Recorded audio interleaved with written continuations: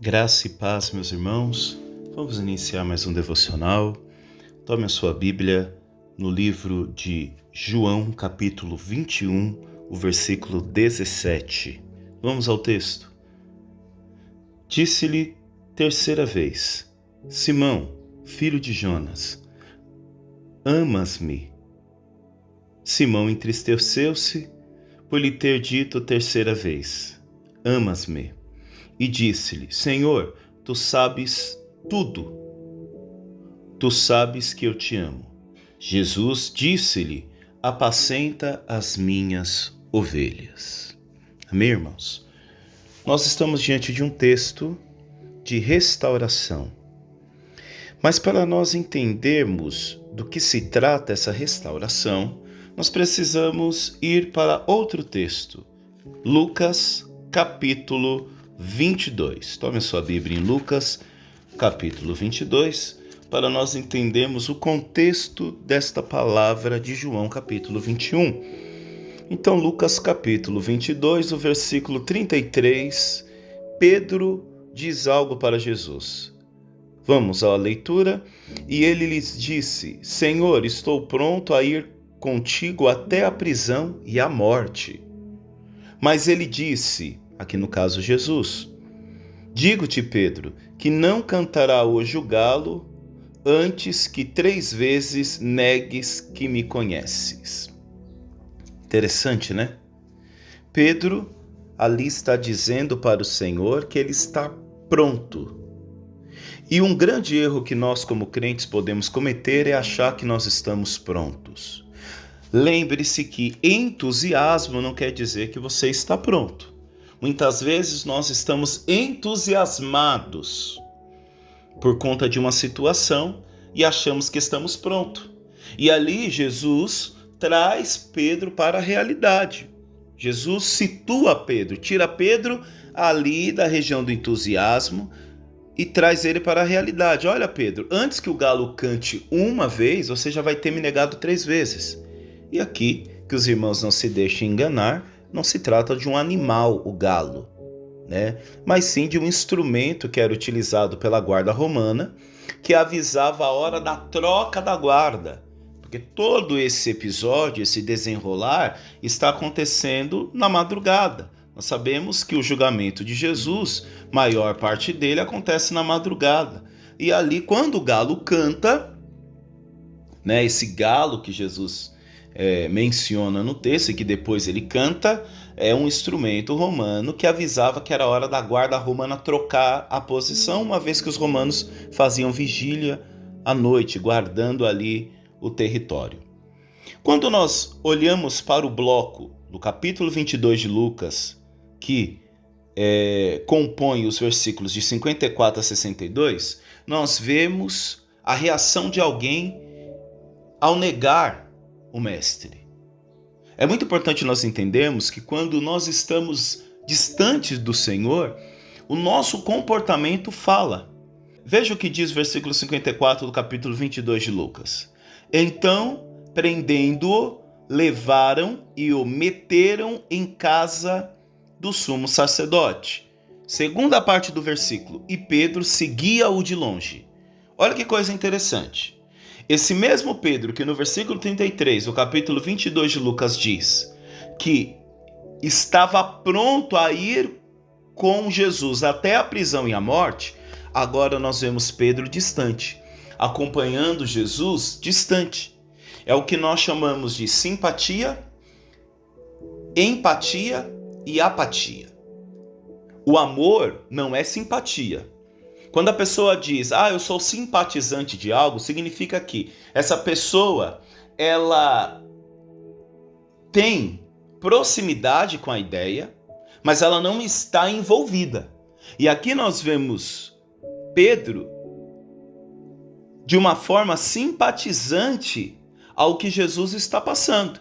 Ele está vendo tudo que Jesus está passando. Porém, aquele que disse que estava pronto para ir até a prisão e a morte, agora está acompanhando Jesus de longe. Veja o versículo 55. E havendo-se acendido fogo no meio do pátio, estando todos sentados, assentou-se Pedro entre eles. Pega esse detalhe. do fogo, fogueira.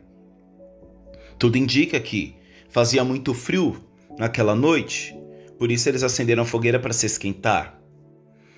O Salmo 1 diz sobre nós não nos assentarmos na roda dos escarnecedores. Pega aí na sua Bíblia, Salmo 1.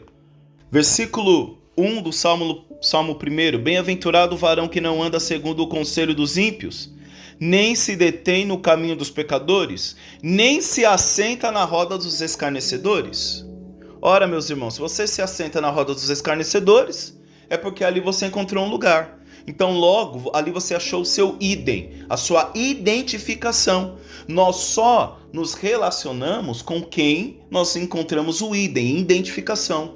Então, aqui no Salmo 1, o versículo nos apresenta alguém diferente, alguém que não se assenta na roda dos escarnecedores. Por isso que nós precisamos tomar muito cuidado com os nossos julgamentos enquanto nós estamos crentes, enquanto nós estamos de pé. Porque hoje talvez você está condenando a muitas rodas, mas amanhã você pode estar sentado no meio delas. Veja que Pedro, no versículo 33, diz que estava pronto, mas agora ele está sentado em uma roda. E o pior, no versículo 57, uma mulher diz, porém, não é você que andava com o Senhor? Ele diz, mulher, não o conheço. Que coisa. Pedro diz, eu não o conheço. Agora no versículo 58, a segunda negação. E pouco depois, vendo o outro, disse, tu és também deles. Mas Pedro disse, homem, não sou. A negação aqui se torna algo tão profundo que Pedro nega não conhecer Jesus e agora Pedro nega quem ele é. Agora, o versículo 59 do capítulo 22 de Lucas. E passada quase uma hora, outro afirma, dizendo, também este verdadeiramente estava com ele, pois também é galileu. E Pedro disse, homem, não sei o que dizes. E logo estando ele ainda a falar, cantou o galo. Meu irmão, muitas pessoas interpretam esse versículo de uma forma errônea, né? Elas dizem que Pedro tinha um linguajar do céu. Não se trata disso.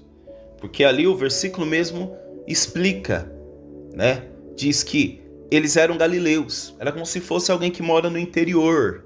Talvez puxava o R. Estou aqui, né, dando um exemplo.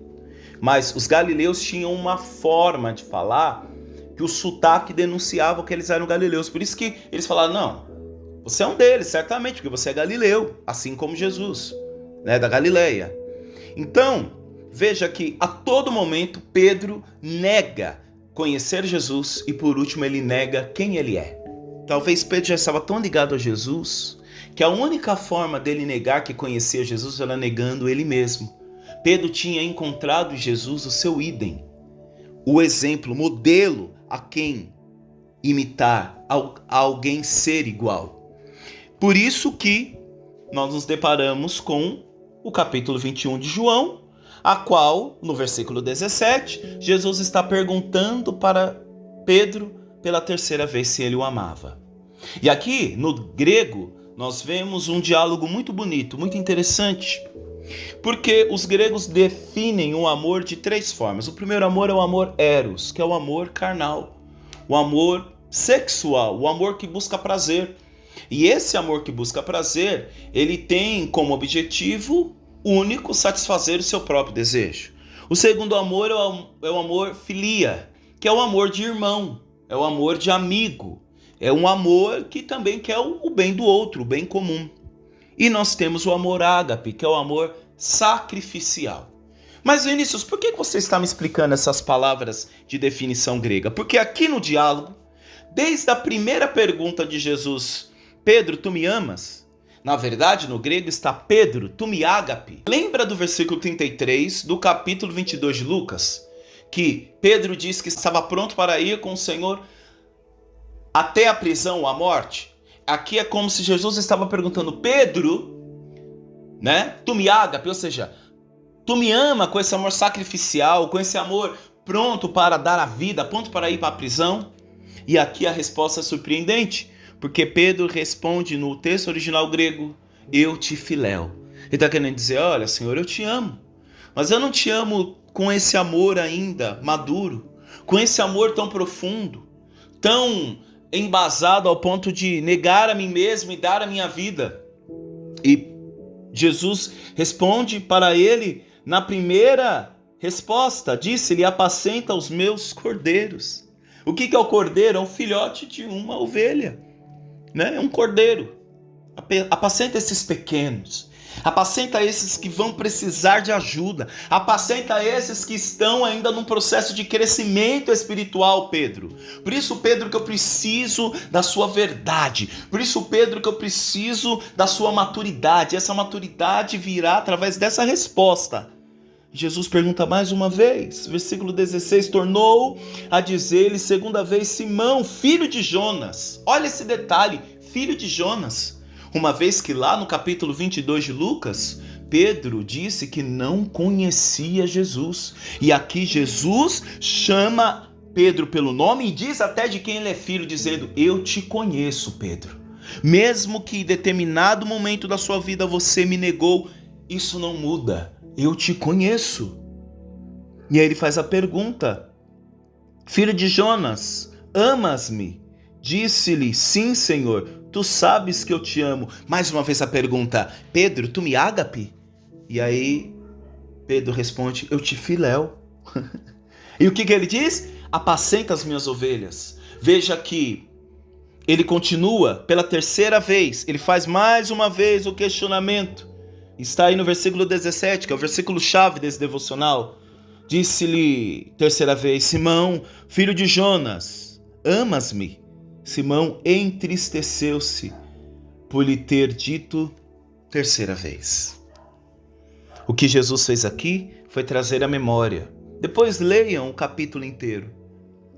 No capítulo 21, começa Pedro, no versículo 3, dizendo, vou pescar, e disse-lhes eles também, nós vamos contigo. Pedro sempre foi líder. E ali, no momento a qual Pedro tinha acabado de chorar, né, profundamente por ter negado o mestre, isso lá no capítulo 22 de Lucas, agora nós encontramos um Pedro que voltou ao barco, voltou à vida velha. Pedro achando que não conseguiria corresponder ao propósito de Cristo sobre a vida dele. E aí o que Jesus faz? Monta um cenário. Qual que é o cenário? O mesmo cenário de quando Pedro foi encontrado, uma pesca frustrada. E é lindo ver o versículo 3, disse-lhe, pois Jesus, filhos, tende alguma coisa de comer? Respondeu-lhes, não. E dessa forma Jesus começa um diálogo com aquele que havia dito que iria com ele até as últimas consequências. E não importa quais eram as consequências, se era a morte ou a prisão. Jesus não vem chamando Pedro de o traidor, o mentiroso, o falso, o hipócrita. Não. Jesus chama eles de filhos, porque o pai continua sendo pai, aleluia. E o filho, mesmo depois de errar, mesmo depois de ter cometido um erro, ele ainda é chamado de filho. E ele pergunta, tendes alguma coisa para comer? Porque, meu irmão, sem Jesus nós não temos nada. Sem Jesus nós podemos estar em posse de barco, em posse de redes, mas nós não temos absolutamente nada. E vai dizer que Pedro não conseguiu pescar, porque talvez Pedro até esqueceu como se fazia aquilo. Pedro havia esquecido. Então vai dizer no versículo 7, então aquele discípulo a quem Jesus amava, quem era? João. Disse para Pedro, é o Senhor, porque ali João entende o cenário, tem praia, tem pesca frustrada, tem Tiago, tem Pedro, tem João também no barco, só pode ser Jesus que mais uma vez vem nos resgatar. É Jesus que chega no momento em que nós achamos que não tem mais jeito. É Jesus que chega no momento, meu irmão, em que nós achamos que aquela situação não tem mais jeito. É Jesus que chega para dizer, olha, eu cheguei para mudar o cenário. O versículo 9, quando Jesus desce para a terra, quando Jesus chama eles para a realidade, vai dizer que viram ali brasas e um peixe posto em cima em pão. Peraí, mas quem estava pescando não era os discípulos? E quando eles chegam, eles são surpreendidos porque Jesus já tinha assado o peixe para eles. Meu irmão, Jesus já tem tudo preparado para nós. A única coisa que ele quer é te chamar para perto. E ali ele chama eles para comer diante de brasas. Lembra que eu falei da fogueira? Lá do capítulo 22 de Lucas? Mais uma vez, tem praia, mas tem fogueira, tem brasas. Meio que lembrando Pedro daquela fogueira a qual ele sentou para negar Jesus. Tem brasas. E ali, ele vê as brasas e vamos comer. Porque é na mesa. É sentado na mesa, meus irmãos, que nós vemos quem é menino e quem é homem. Quem é discípulo e quem é traidor. É na mesa. E Jesus chama na mesa para comer. E aí se estende esse diálogo. Que no versículo 17, mais uma vez ele pergunta, tu me ágape? E Pedro, na sua verdade, diz, eu te filéu. E o que Jesus diz?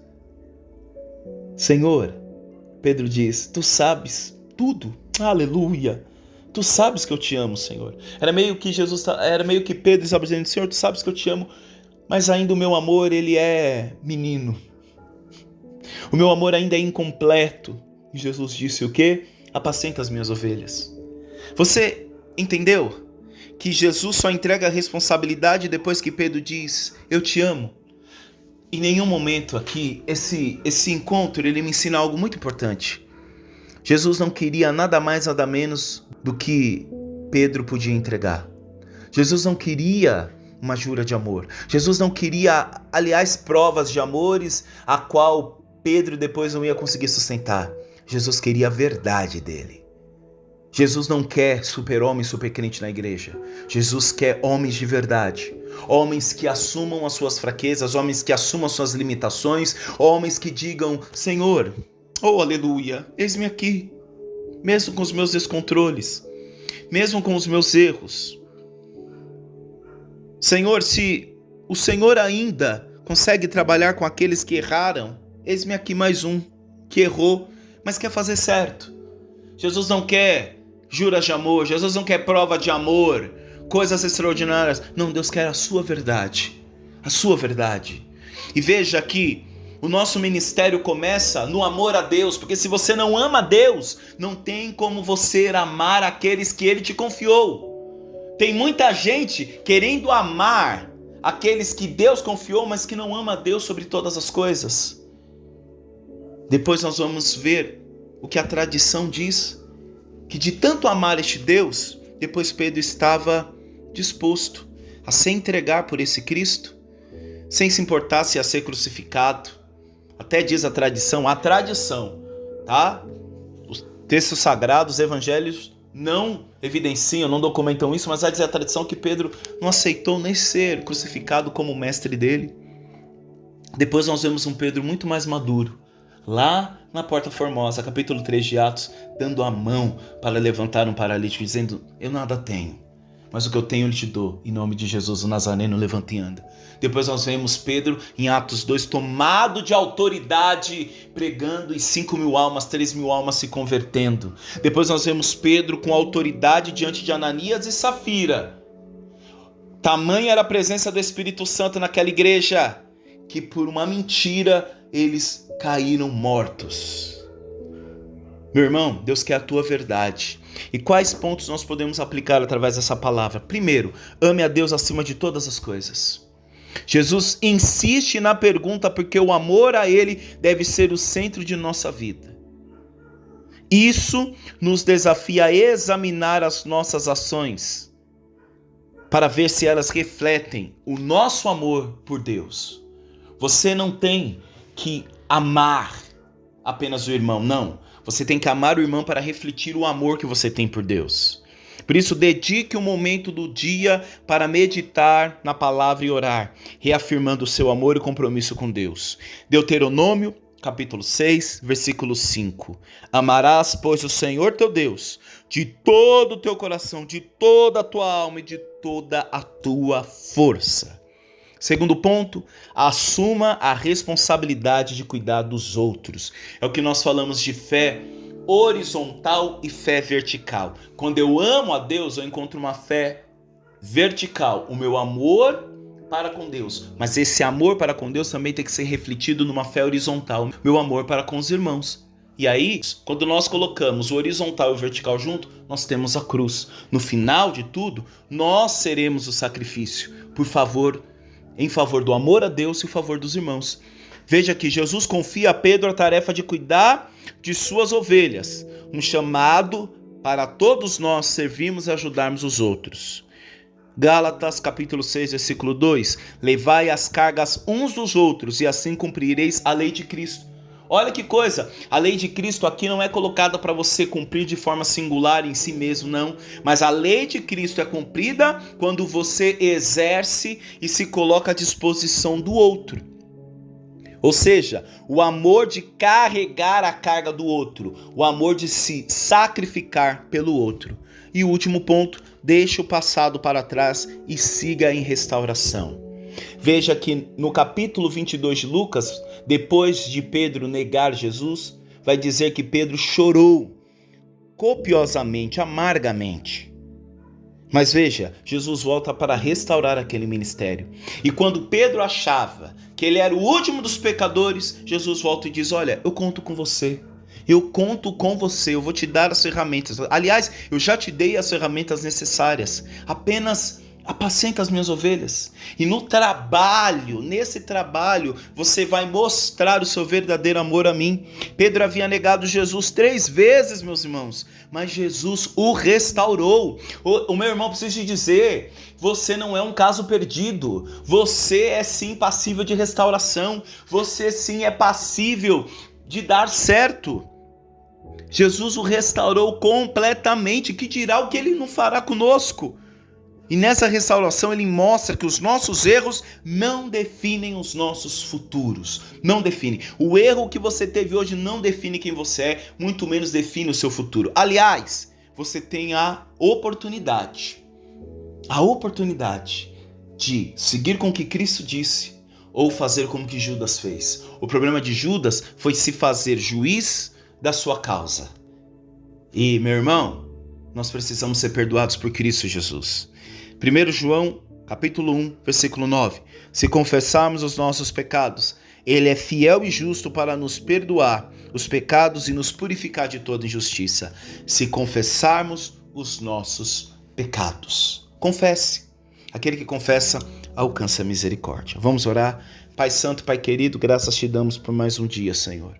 Obrigado por não nos deixar. Pai, talvez nós estamos no lugar de Pedro, precisando ser restaurados. Precisando, ó Pai, ter um relacionamento contigo de verdade, Pai. Pai, nos perdoe às vezes em que na Tua presença nós não nos mostramos como somos. Perdoe, ó Pai, os erros em meio à empolgação. Perdoe, Senhor, as vezes em que prometemos e não conseguimos cumprir. Nos ajuda, Senhor, porque ainda somos pequenos na fé. Necessitamos da Tua mão, Pai, para nos amparar e nos direcionar. Em nome de Jesus, amém. Um forte abraço, meu irmão. Deus abençoe e até amanhã. Tchau, tchau. Fiquem com Deus.